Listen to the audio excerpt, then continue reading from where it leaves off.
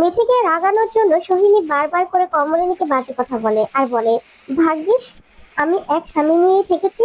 আমার স্বামীকে ছাড়া না আমি অন্য কোনো পুরুষের কথা ভাবিও নি।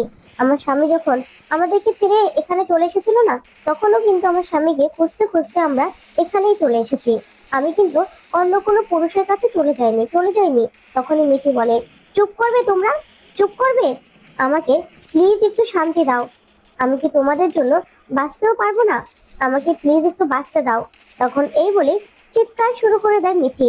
তখন তো এই বলে কাঁদতে শুরু করে দিলে কমলিনী বলে, মিঠিমা শান্ত হও। তোমাকে রাগানোর জন্য ওরা এসব কথাগুলো বলছে। তুমি না তুমি না ওদের কথা রাগ করবে না, রিয়াক্ট করবে না। তুমি শান্ত হও। ওরা মিথ্যে কথা বলছে, আমার চরিত্র হরণ করার চেষ্টা করছে। তখন চন্দ্র বলে, যা সত্যি সেটাই তো বলেছে। এখানে আবার মিথ্যে কি কিছু আছে নাকি?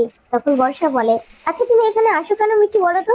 তোমার তো এখানে আসার দরকার নেই। তুমি না আসলেই তো এসব কথাগুলো শুনতে না, তাই না?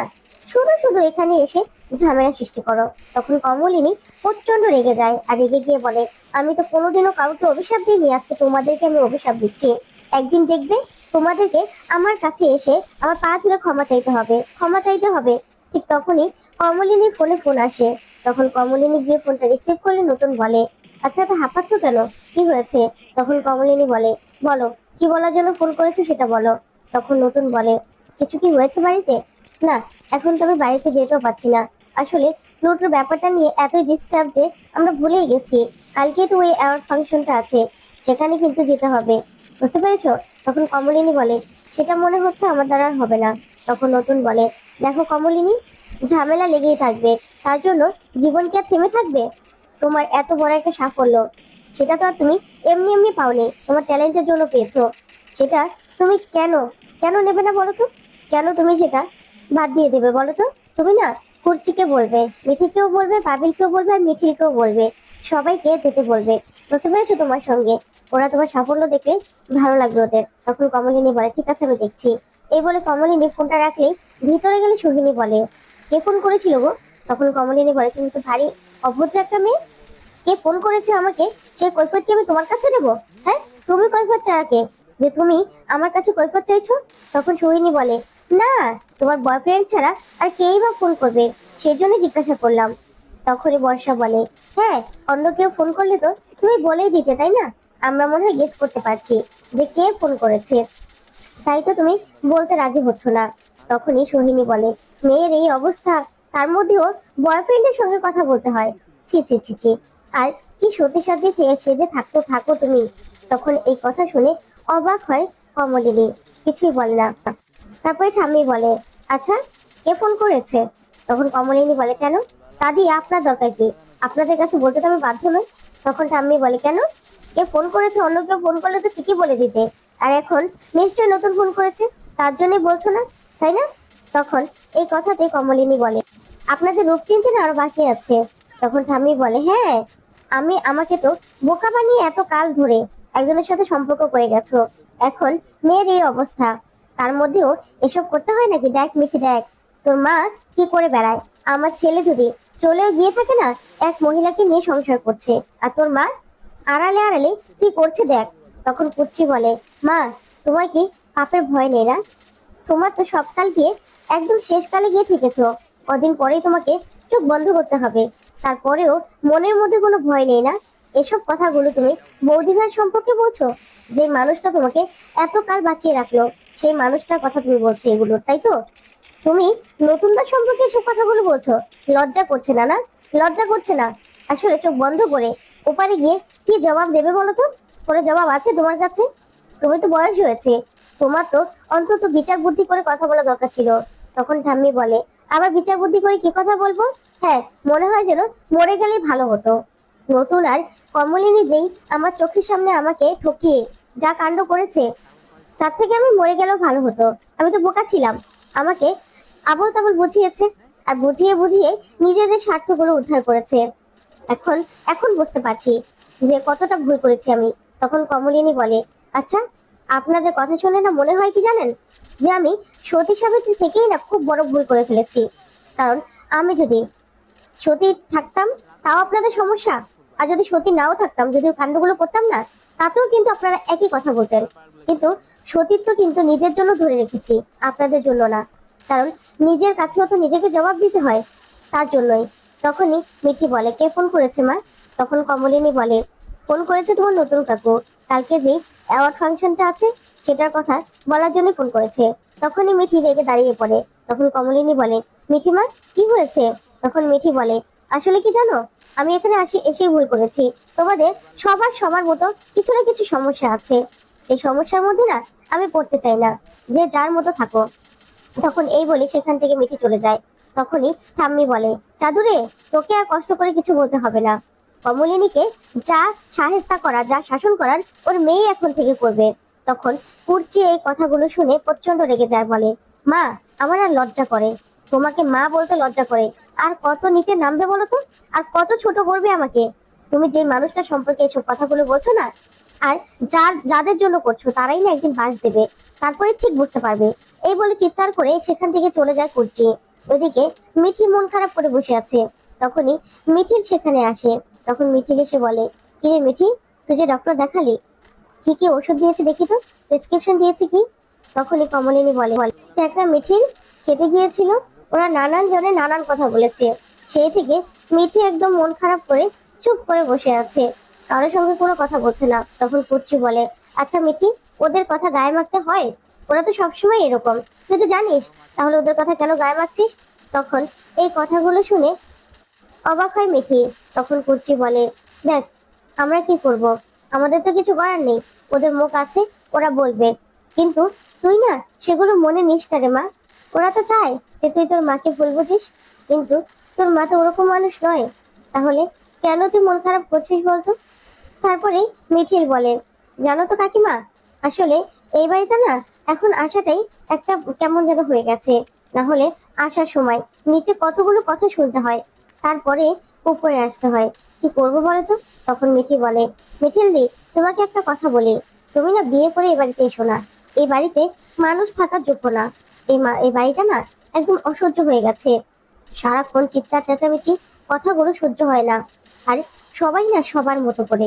তখনই মিঠির এই কথা শুনে সবাই চমকে যায়। তখন কমলিনী বলে, আচ্ছা মিঠি, এই কথাগুলো কেন বলছো?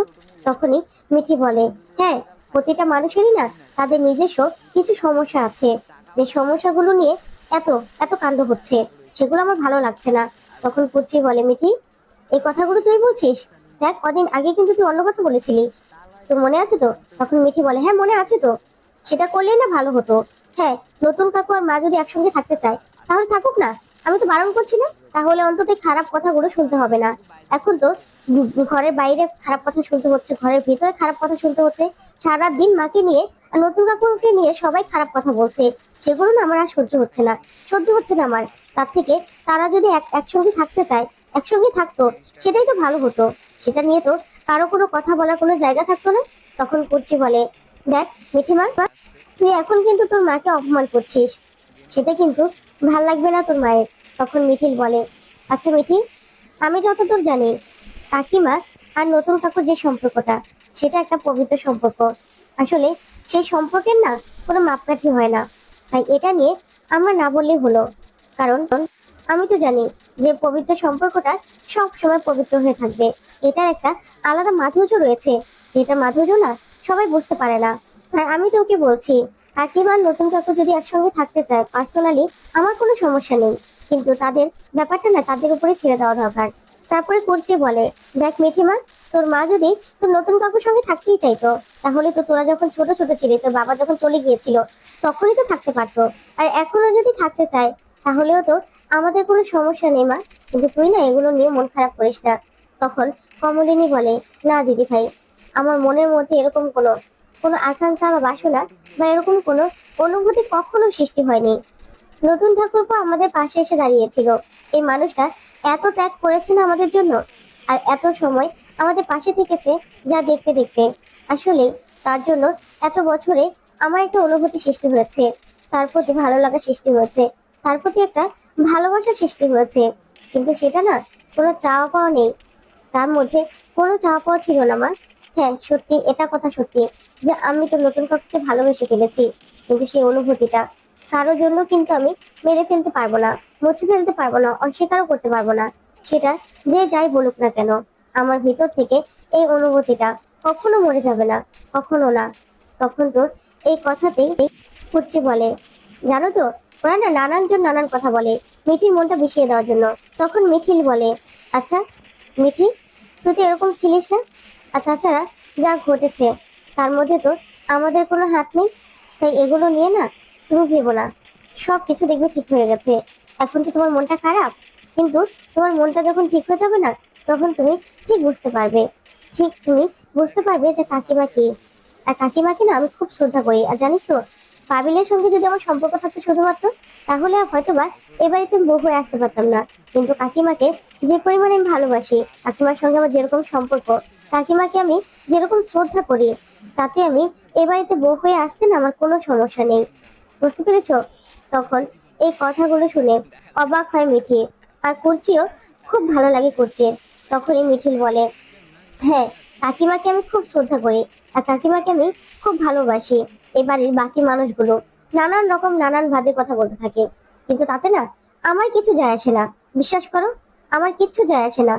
আর কাকিমার জীবনের প্রতি আমাদেরও কারো কোনো কন্ট্রোল নেই।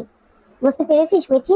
তখন মিঠি বলে, হ্যাঁ, আমি এটা বুঝতে পেরেছি যে তুমি আমার মাকে না আমার থেকেও বেশি ভালোবাসো। তখন মিঠিল বলে, না, হয়তোবা ভালোবাসি না, তবে তোর থেকে হয়তোবা কাকিমাকে আমি একটু বেশি সম্মান করি। যে সম্মানটা আমি কাকিমাকে করতে জানি, তুই সেটা করতে জানিস না। আর আমি এসেছিলাম তোর প্রেসক্রিপশন গুলো দেখতে, এখন হয়তোবা সে দেখাবি না, সে মুডটা নেই, তাই না? আচ্ছা, যে চলে গেছে তার জন্য যে সব বন্ধ করে থাকলে হবে? তখন মিঠি বলে, আসলে আমার মনে হয় কি জানো, প্লুটোর চলে যাওয়ার পিছনে না আমাদের পরিবারেরও হাত রয়েছে। তখন এই কথাতেই সবাই অবাক হয়, বলে কি করে? তখন মিঠি বলে, হ্যাঁ, যদি নতুন কাকু এই বাড়িতে না থাকতো, নতুন কাকুর সঙ্গে আমার মায়ের একটা সম্পর্ক না থাকতো, তাহলে হয়তোবা প্লুটোর মা এরকম করতো না। তখন মিঠিল বলে, আচ্ছা, এরকমও তো হতে পারতো যে নতুন কাকু এরকম এখানে থাকলো না, আর তোর সঙ্গে প্লুটোর সম্পর্ক থাকলো না, কিন্তু মোর সঙ্গে থাকলো, তোর জায়গায় অন্য কোনো একটা মেয়ের সঙ্গে সম্পর্ক থাকলো, তাহলে তো এটা ঘটতে পারতো, তাই না? আর এত কিছু তো একসঙ্গে ধরা যায় না মিঠি। তাই যা হওয়ার না সেটা হয়ে গেছে, যেটা হওয়ার সেটা হবে, সেটা নিয়ে ভাবার কোনো দরকার নেই। আস্তে আস্তে নিজেকে শক্ত করো, ঠিক করো। তখন এই কথাগুলো শুনে মিঠি প্রচন্ড রিয়েক্ট করে আর বলে, হ্যাঁ, এখন তো আমাকে এই কথা বলবেই। আচ্ছা, ভাইয়ার সঙ্গে যদি এরকমটা হতো, তাহলে তাহলে তুমি সহ্য করতে পারতে? তখন মিঠিল বলে, দেখো, সেটা না পরিস্থিতি বলে দেয় কার সঙ্গে কার কি হতে পারে, তাই এগুলো না বলো না। আর আমি যাই, ঠিক আছে? তখনই মিঠিল বলে, কাকিমা, আমি এখন যাচ্ছি। তখন কুচি বলে, আচ্ছা, কালকে তো বৌদি ভাইয়ের অ্যাওয়ার্ড ফাংশন, যাবে না? তখন মিঠিল বলে, হ্যাঁ, যাবো তো। তারপরে মিঠিল চলে গেলে কমলিনী বলে, আচ্ছা, ও আবার কিছু মনে করলো না তো মিঠির কথায়? তখন মিঠি রেগে যায় আর বলে, আমার কোনো কিছু যায় আসে না, আমার বয়ে গেছে, কে কি মনে করলো না মনে করলো, তাতে আমার কিচ্ছু যায় আসে না। তখন কুচি বলে, মিঠি, তুই এরকম ভাবে রিয়েক্ট করছিস কেন? তোর মন খারাপ মা, সেটা আমরা বুঝতে পারছি, কিন্তু তুই কেন এরকম ভাবে কথা বলছিস? তখন মিঠি বলে, হ্যাঁ, আমার তো এখন বাড়ি থেকে বের হওয়াই নিষেধ হয়ে গেছে, তাই না? বের হওয়া দায় হয়ে গেছে, নিচে গেলেও কথা শুনতে হবে, পাড়ার লোকদের কাছে কথা শুনতে হবে, বন্ধু বান্ধবদের কাছে কথা শুনতে হবে। তখন কমলিনী বলে, আচ্ছা মিঠিমা, তুই কি চাস বলতো? তখন মিঠি বলে, আমার চাওয়া না চাওয়ায় তোমার তো কিছু যায় আসে না আমার। তো বন্ধুরা, আজকের আপডেটটি কেমন লাগলো কমেন্ট করে জানাতে ভুলবে না। ধন্যবাদ।